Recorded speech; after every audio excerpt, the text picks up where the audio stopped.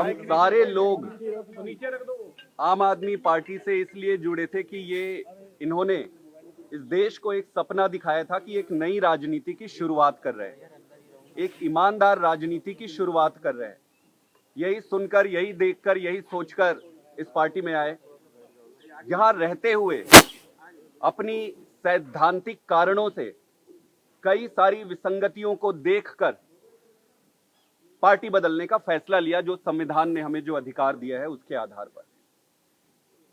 इस बात से डरकर, घबराकर जो आम आदमी पार्टी अभी एफआईआर कर रहे हैं, फैक्ट्रियों में छापे मार रहे हैं, फर्जी एफआईआर के द्वारा डराने की कोशिश कर रहे हैं। मेरे बारे में इन्होंने 2 दिन चलाया, बता रहे हैं कि कई सारे लोग रेडी करके रखे हैं कि आप वहां जाओगे तो आप पर एफआईआर करेंगे। तो मैं कहना चाहता हूं, आप करो एफआईआर और फिर पीछे मत हटना उससे। हम लड़ेंगे कानूनी। मेरा यह मानना है कि आप जनता को और अपनी सरकार को एक ही तरीके से बचा सकते हैं, और वो है अपने अच्छे काम। इन सारी गंदी चीजों से, इन सारे हथकंडों से आप सरकार नहीं बचा सकते।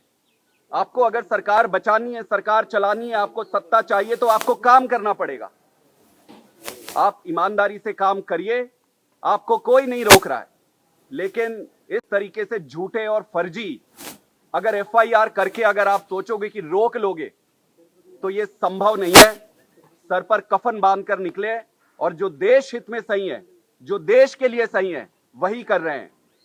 संदीप जी, राघव आप बताइए, आपसे आपकी की मांग क्या थी? राष्ट्रपति से उन्होंने क्या आश्वासन दिया है? और थोड़ी देर में भगवंत मान भी आने वाले हैं। महामहिम राष्ट्रपति जी से हमने जो कुछ दिनों में जो चल रहा है उसके बारे में बताया, और उन्होंने हमें आश्वासन दिया कि संविधान के तहत जो भी प्रोटेक्शन है, संविधान के तहत सारी मदद दी जाएगी।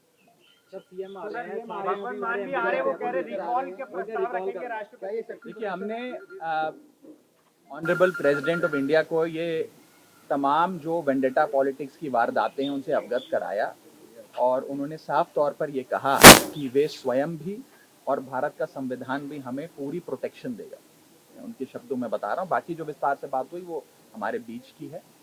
जहाँ तक पंजाब के माननीय मुख्यमंत्री की बात है कि वे भी आज आ रहे हैं, उनका अधिकार है, वे आए।